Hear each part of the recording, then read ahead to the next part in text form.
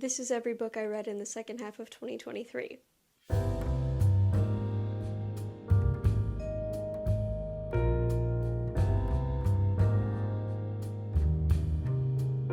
This is gonna be just like last time. Gonna go through all of them in order, give a brief overview of my thoughts, and then afterwards we're gonna talk about my reading goals for this year. So when last we left our reading journey, we were in June, and then I was working so much through all of July that I just, anything that I read was something that I had started or was like already listening to, so I didn't finish anything in July.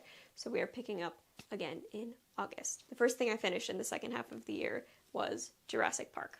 I reread this every summer. I think at this point we have to just come to terms with the fact that this is in fact my favorite book. The keen-eyed among you will notice a distinct abundance of Michael Crichton in this pile, and I think the other thing we have to come to terms with is that he is in fact my favorite author. I don't know what there is to say about Jurassic Park that hasn't already been said, at least not in this video. It's Jurassic Park. It's Jurassic Park. It's Jurassic Park. We all know it, we all love it. Maybe not everyone knows about the book, but we all love Jurassic Park. The next book I finished was Equal Rites by Terry Pratchett. This was my first foray into the Discworld. I really liked it. I don't know if the other Discworld novels are like this. I picked this one just because witches, and the plot seemed really good, and it was at my local used bookstore. I really loved the writing style. I really liked the story. I like the atmosphere of being on the disc. I know there's so much more where this came from, and I will probably dabble more in the Discworld series. I don't know if I'll necessarily read every single one, but there are others whose titles have been thrown out that seem interesting to me, so maybe those are in my future. Next, we have another Michael Crichton. We have Sphere, which is a less talked about book, and I know it was turned into a very middling movie that I haven't seen. I genuinely and truly think that this is his best book. Of the ones that I've read, there's a handful that I haven't read, and I'm not gonna even touch the ones that he wrote under a pseudonym or any of the non-fic. Of his fiction novels under his own name that I've read, because there are a couple outliers, I think this is the best one. Not to get into the whole discussion now, but I think one of Crichton's weaknesses as an author is endings. I feel like so many of the books just sort of stop. This one genuinely has a very satisfying ending. I think it's so well written. I think the twists and the turns are great, even if you do see them coming, which some critics said that they did. But even if you do see them coming, it's still gripping. There's not a ton of sci-fi set underwater. There are some famous examples, of course, but it's a very unique setting, I think, for a sci-fi novel. I could talk about this novel for a long, long time, and I did at a PowerPoint night one time, but Sphere is good, Sphere is great, we love Sphere. And then we are getting into more fall, beginning of October, and I read Hallowe'en Party by Agatha Christie. I had just seen the latest Kenneth Branagh Poirot movie, which is A Haunting in Venice, but it's based on Hallowe'en Party, so I was like, okay, this movie is fine. It seems like it's taken a lot of liberties. What's the original book like? And I read it, and it also was okay. It was a good, easy, quick read. I haven't read a ton of Agatha Christie yet, but this one was okay. It was fine. And then I do not have a physical copy of either of these, but between September and October, I did finish re-listening to the novelizations of Star Trek 2009 and Star Trek Into Darkness, which are two of my favorite comfort audiobooks, basically. I love those movies. I think the narration is really good. The writing can be a little cringy at times, but I don't care. I like them. I especially love the Star Trek 2009 novelization. Zachary Quinto narrates it. It's a great time. So I listened to those too. Also in October, I reread Gone Girl. I had read it a long time ago, around when the movie came out, I think. I got a copy from the library, and then I just never got my own copy. I loved it so much, and then I never owned my own copy. So I finally found it again at the used bookstore. Unfortunately, it is the movie tie-in cover, which I don't always love, but we make do. You know, one of the best thrillers of the past couple decades. Need I say more? And then I too succumbed to the pleas of Bigeloustickless on Twitter to read This Is How You Lose the Time War, and they were right.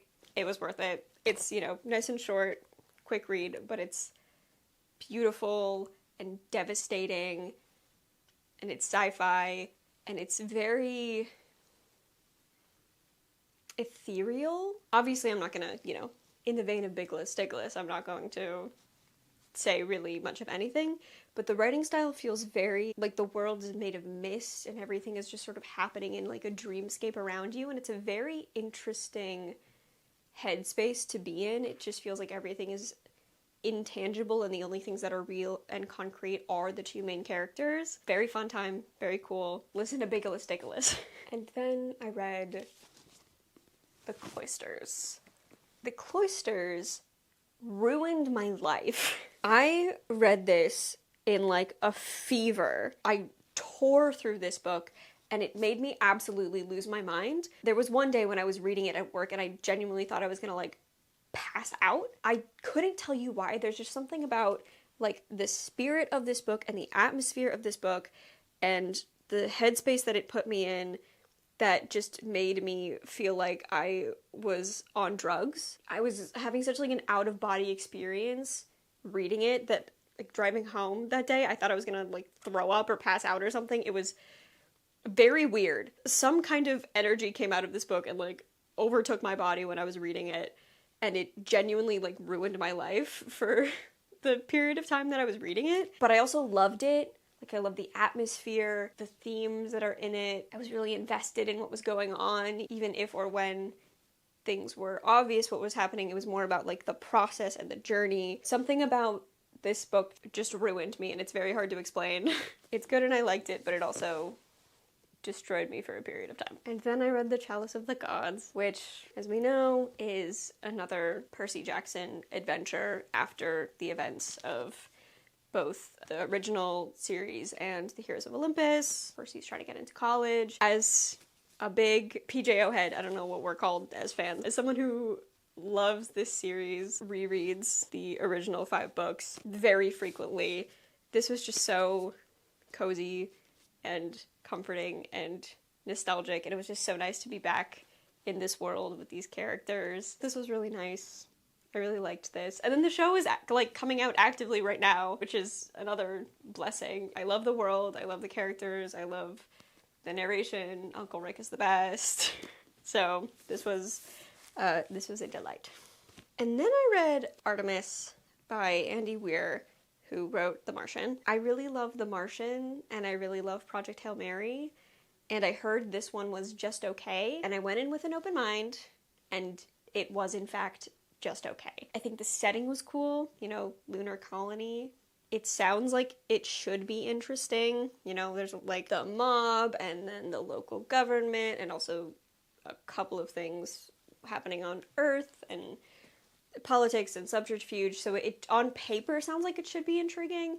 I didn't love the way that it was written. I think, unfortunately, Andy's just not very good at writing women as protagonists, because all the women in The Martian are normal people who seem fleshed out, and they have normal kinds of conversations, and they seem like very believable people, but as the point of view character, I just don't think he quite got there. Jazz doesn't feel believable as a woman. Like, it feels like a man wrote her, and I really couldn't say why. I don't know what about her makes that true. There were also just some very confusing elements, like her, like, looking down on nerds and thinking, you know, liking classic sci-fi is cringe, but then off the top of her head knows the calling number for the Enterprise.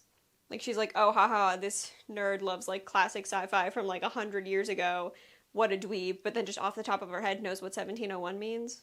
Or, like, is making a bunch of, like, current pop culture references to, like, current to today, not current to in 100 years. And it's like, I thought you didn't like that stuff. I thought you thought it was cringe, but she's like casually dropping it into conversations, which is, you know, great for all the nerds who are Andy Weir fans, but it just felt really incongruous and not in line with her character, and a lot of the dialogue felt weird. I don't know. This one, it was fine. I read it, it was okay. So as you can imagine, after that I had to cleanse my palate, so I reread both The Martian and Project Hail Mary. The Martian is just so good. It's so good. If you, like me, are someone who loves sci-fi with a lot of, like, tech and specs and facts and data and numbers, even if you don't necessarily understand all of it, if you're like, yes, give me the details, then Andy's the writer for you. And then I, someone who loves linguistics, there's just a teeny bit of that in Project Hail Mary, which is, you know, a special little bonus for me. But reading these two after Artemis was such a breath of fresh air. These two are so good. So good. And then we are back to Michael Crichton, and I read Timeline, which was a new to me Crichton book. I hadn't come across it in any of the bookstore trawling that I'd done, and I bought all of my Crichton books secondhand, so I want to keep that streak going. It's just part of the aesthetic now of all of his books on my shelf being, like, well loved. But I hadn't come across this one before, and I was like, okay, alright, time travel, we're getting into medieval stuff, okay. This was great. This was really good. I think this is up there with Sphere as one of the best. I don't know if I could give it a ranking right now, but it's definitely in the top tier, the cream of the crop when it comes to Crichton books, because there are a couple that are not great. I'm looking at you, Terminal Man. But this was really good. It was very fun. It was nice to be in a completely different setting, like going back to medieval times, but then, you know, jumping back and forth between the here and now, or the here and now of 1999, the here and now of 25 years ago, and then back to, you know, the 1300s. A lot of cool science, as always. Really interesting, complex characters. Maybe not complex, but complex for sci-fi and more complex than Crichton characters can be. I've made this complaint before about sometimes sci-fi relies on the setting and the plot to drive things, and the characters and characterization can be an afterthought, and it just ends up being a bunch of white guys named John in a room. But this actually has interesting characters with their own personalities, and you actually get invested in what's going on and care about whether or not they live or die. This is a great one. Also definitely recommend this one. I don't know to who. I don't know if Michael Crichton is high on the list of authors people want to read, or maybe I'm just self-conscious about how much I am invested in his books. I liked it.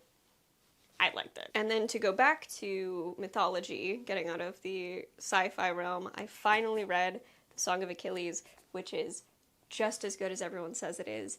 It is stunning. The prose is beautiful and moving.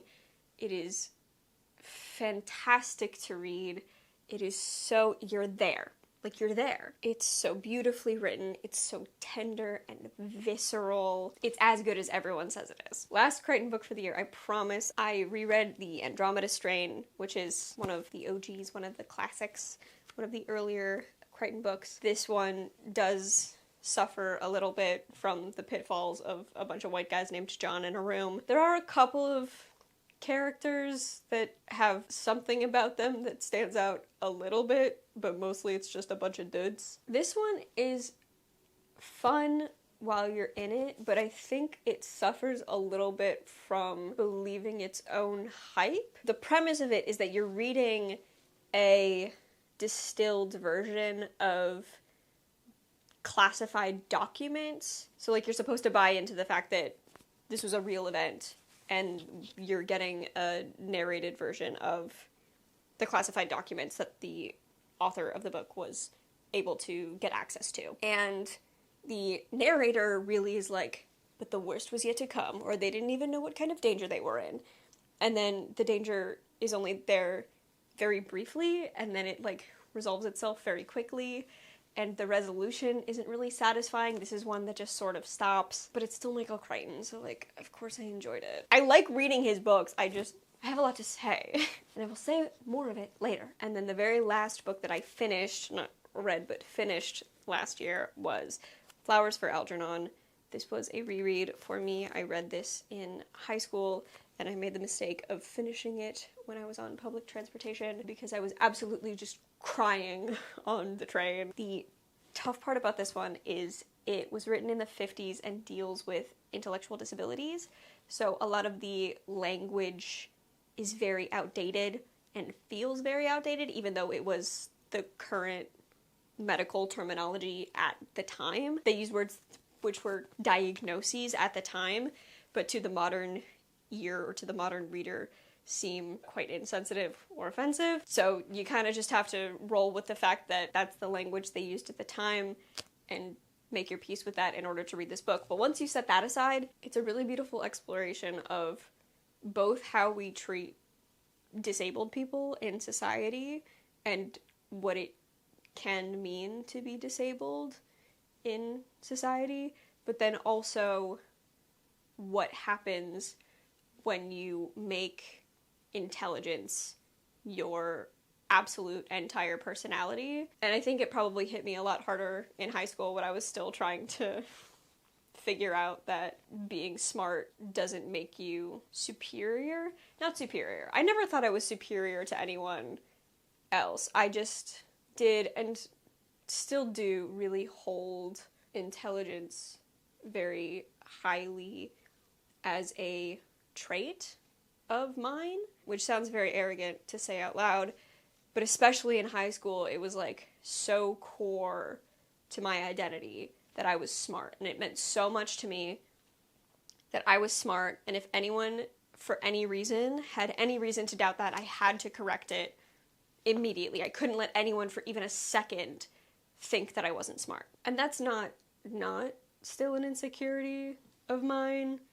And, you know, we can go into a whole exploration about what that means about me or what kind of internalized sexism there is involved in that. But reading this, I think, was very affecting at the time. So, very beautiful. Nice way to round out the year. That's everything I read in the second half of last year.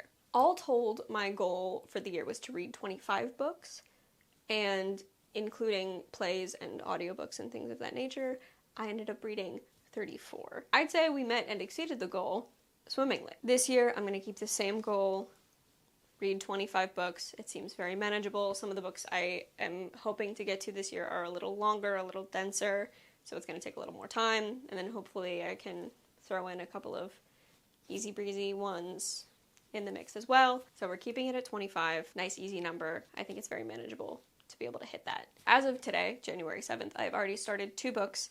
The Ballad of Songbirds and Snakes. I held off on this one because based on the description, I didn't think I was going to be that interested in it. But then I saw the movie when it came out and I was like, okay, now I want to read it. And then the other book that I started is The Wife by Meg Wolitzer. This one I am reading solely because Lena Norms loves it. It's on her reading bucket list for people that she recommends to people, and it seemed like a pretty quick read. This one is less bulky than this one, so this one's easier to just like take with me outside. So that's why I started 2. So that's where we are already. And then the other thing I decided I wanted to start doing this year was keeping a physical book journal. This one I got from The Creeping Moon, who is an artist that I really love. I have a bunch of her prints, and I've been eyeballing her journals for such a long time, and I finally had an excuse to buy one. This one has dotted paper, so I could make it very bullet journal-y if I wanted to, but really what I have so far is just a page with 2024 on it, goal of reading 25 books, and then I'm going to have a page or maybe half a page depending for each month, and just write down like which books I read or finished in that month, and then maybe like how many days out of the month that I ended up reading, just as something extra to track. I don't want it to be fancy or need it to have like every metric ever. That just seems so chaotic to me for something to track. But last year I just wrote everything down in my phone, and I think it would be nice to have a physical place to keep them, do more actual physical writing, make it a little more tactile. And then in terms of books that are on my TBR list for the year, I don't have a specific set list. There are a couple I'm hoping to get to, there are a couple I want to get to, but in terms of aspirations or aspirational books to read this year, here's a sampling of the ones that I'm hoping to get to. In no particular order, Circe, because I read Song of Achilles. You gotta read Circe next. The 5th season, which I've heard good things about. I still don't know what it is about. Our Lord and Savior Brennan Lee Mulligan, in an interview one time, recommended this book. So like now I have to read it. One of my friends is reading it. I'm gonna get to it this year, I hope. And then I have a bunch of nonfic I want to get to. Most of my nonfic consists of books about linguistics or the history of language or plants and herbs and things like that. So as a sampling of that type of thing, I have 3 things that I am hoping to finish this year. We have The Language of Food, which is about the etymology of a lot of our foods and the linguistics of food. Seems like a pretty quick read. I've read the first page and the style seems really approachable. And then we have Word Slut, which is about language and feminism, English language specifically. And then, of course, we have Braiding Sweetgrass, which I am told everyone needs to read. I am hoping to at least start this one this year. The problem with me and reading goals is whenever I finish a book, the question is not, oh, what should I read next? It's always like, what am I feeling? What's the vibe right now? Which is why I end up rereading so many things, because sometimes the vibe is, I just want to read Sphere again for the 5th time, you know? So, that's where we are. That's the second half of the roundup. Those are the plans for the year. We'll see how often I check back in. I've got other video goals for the year. I love filming videos like this, and now the other enjoyable thing I get to do is put all the books away and do a little bit of organizing as a little treat. So I have that to look forward to, and I will see you next time.